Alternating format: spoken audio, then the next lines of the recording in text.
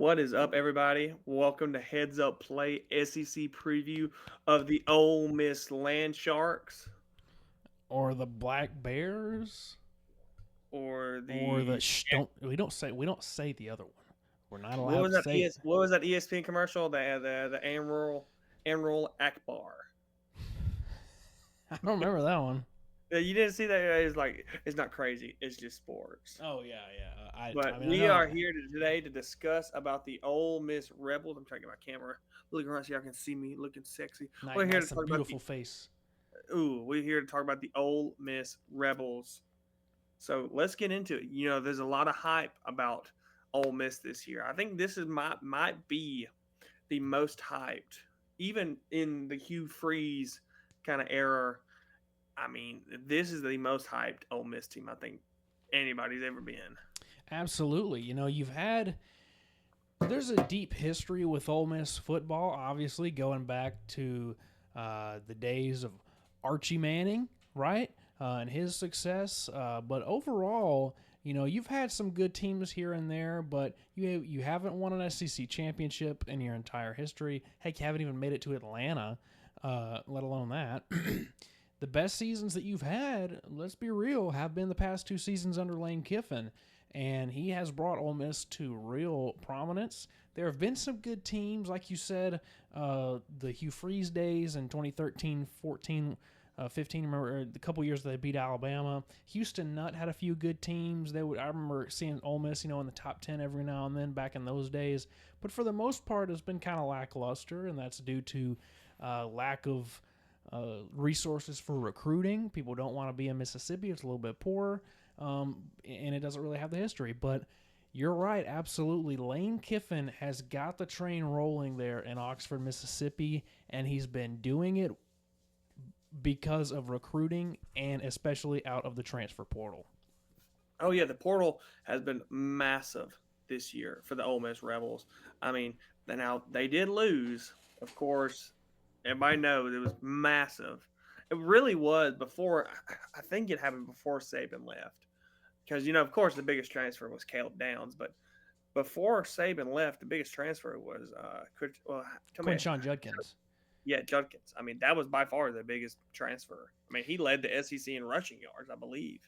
Yeah, what Ohio State's been doing, and look, we're doing SEC stuff here, and we're doing Ole Miss, but really, it kind of seems like the second that Ohio State took Quinshawn Judkins, the Ohio State snowball of all the transfers that they got and in the recruiting success that they've had so far in 2024, that really took off when they got Quinshawn Judkins out of the portal.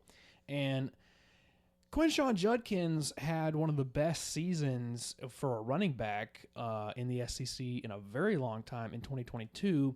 Little bit lackluster. I don't want to say lackluster. It's still really good, but not quite as good as his 2022 season in 2023. Gotta wonder if maybe there were some things going on for Quinshawn that he wanted to get out. I don't know. Maybe there were NIL opportunities that he felt he wasn't getting at Ole Miss. Who knows? But Lane Kiffin has killed it in the transfer portal.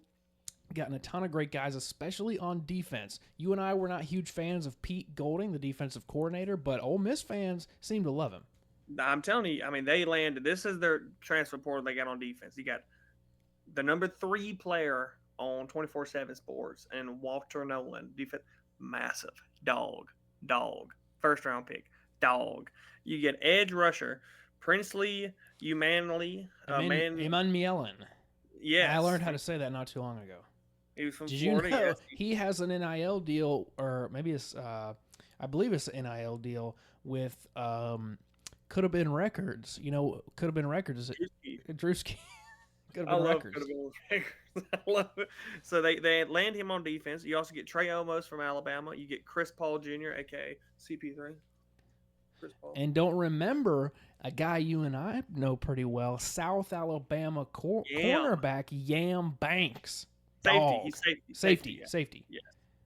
I mean, Dog and that's either just way. defense. We ain't even talking about the offensive players they got on transfer. I mean, you got Antoine Wells Jr., wide receiver from South Carolina. You got running back Kendrick Riscanon from no, my bad. He transferred from Ole Miss. My bad. Read that wrong. But you got tight end Daquan Wright from Virginia Tech. running back Logan Diggs from LSU.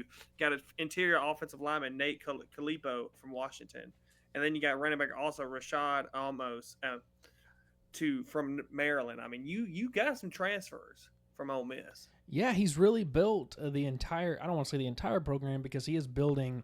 He is doing good recruiting, out of high school. But I mean, Lane Kiffin is doing things in the transfer portal that really no other coach is doing. You'd have to say that he's been the best utilizer of the transfer portal since its inception. There have been some other good coaches who have utilized it well. Like I think Dan Lanning's done a good job.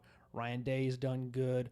And some other guys, but Lane Kiffin is the transfer portal king right now. And hey, why not? I mean, it's a place where the expectation isn't super high. I mean, because Lane Kiffin's given these guys the best seasons that they've had. Why would you not want to go to a place that is probably going to win? You've got a coach that's, I mean, let's be honest, he's one of the funniest guys out there on Twitter, right? Absolute troll. And the expectations aren't that high. So if you don't actually pull it off, then hey, so what? But this is going to be a really interesting year for Ole Miss. They return one of the best quarterbacks, not just in the SEC in my opinion, but probably in the country, and Jackson Dart. Do you have any expectations for Jackson Dart? Do you think that he takes a step up, a step back? Does he need to? Because I don't really think he does. I think he's going to need to in order to go further than what they think. I mean, if they want to make playoffs, you need Jackson Dart to kind of step up, in my opinion. Did he have a great season last year? Yes, but he needs to kind of pick it up a little bit, in my opinion. Okay, I agree with that. So let's get to the schedule. So I've got a couple games on here. You've got a couple. I think we're both in agreement, and I did not put our cameras on here. But you know what? It's okay. That it's a Monday. We're recording this. I'm thinking totally all right. My nose. Well, you know what? We'll stick here for just a minute, and we'll write it out. I like the Georgia Southern logo that you put on. I like that logo. Real old school. Yes. So, but let's take a look. Honestly, John Rivers, the hardest games on here are Georgia, LSU, maybe Oklahoma. That's it. I mean, since we don't have the camera on there, I'm not going to stick it on there too much longer. But I mean, I the only really reason that I think you maybe lose to LSU is because it's back in Baton Rouge this year, and they probably want revenge for last year. It was kind of a game. There was an offensive shootout last year. I'm sure Brian Kelly wants to get some revenge from that game. But I think this Ole Miss team will really, really do well just because they don't have that bad of a schedule. And you get Georgia at home. So who knows? Maybe you go crazy. I don't think you beat Georgia. You ain't going to beat Georgia in Oxford. You ain't going to beat Georgia in damn Albuquerque, New Mexico. You're just not going to beat Georgia. That's not going to happen. I mean, right now, they got the line right now at Ole Miss LSU. You got LSU minus 2.5. The game, I kind of think, if I had to pick another one, and it's just maybe, I'm not saying that it's going to happen, but I'm not saying I wouldn't be shocked either. South Carolina. It's at South Carolina. That's a good point, and I think I brought that up not too long ago on maybe it was our Tennessee one or something. South Carolina every year seems to pull some upset out of their butts, whether it was Tennessee in 2022 or some other game with the Shane Beamer has, even going back to the Stephen Garcia game. The big guy, Alabama. What's his name from South Carolina? Sellers is his last name. Why can I think? Is it Lamonte or something like that? But they're very high on him. I watch out for South Carolina. That is in South Carolina. Who knows? Well, let me ask you, what is if you are the athletic director of Ole Miss, what is your expectation for Ole Miss this year? I think compete for an SEC championship.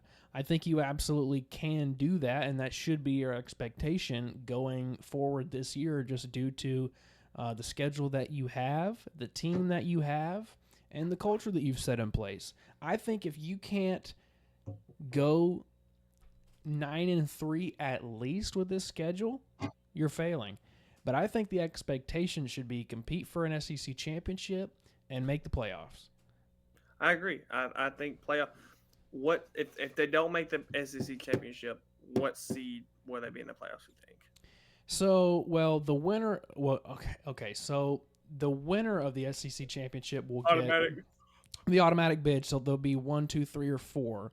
Then the loser should also get in. I don't think you should punish the loser of a conference championship game, especially the SEC. So they'll likely get that 5, 6, or 7 spot. So I imagine if Ole Miss is 3rd or 4th in the SEC, I can see them anywhere from like 7 down to 12, anywhere around there. Likely, probably in the 9 or 10 range. But I definitely think you have to make the playoffs this year going forward, and I don't think you have to win them. I really don't. I think Ole Miss fans will be perfectly fine with saying, "Hey, we made the playoffs. Hey, we lost in the first round, we lost in the second round, but we can forever say we made the playoffs. We got to see a home playoff game, and I think they'll be perfectly fine with that." I agree.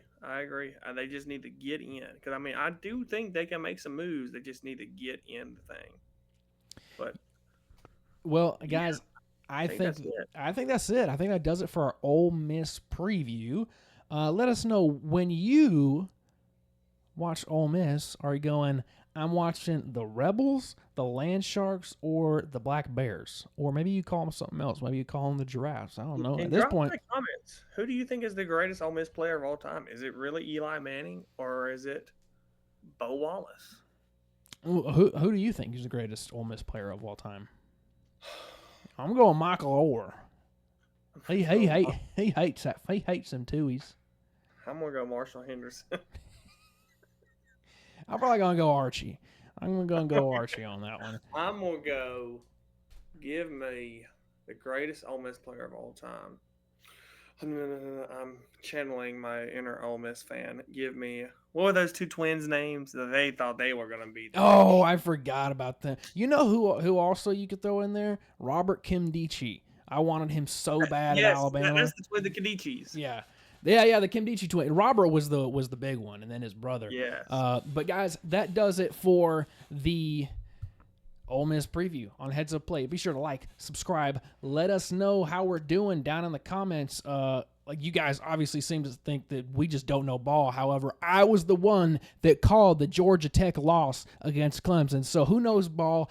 I know ball. Florida State, they beat Florida State. You said Clemson. You don't know ball. Oh, that's a good point. I half know ball. All right, guys, we're out. Hit them with it, John Rivers. Stay classy.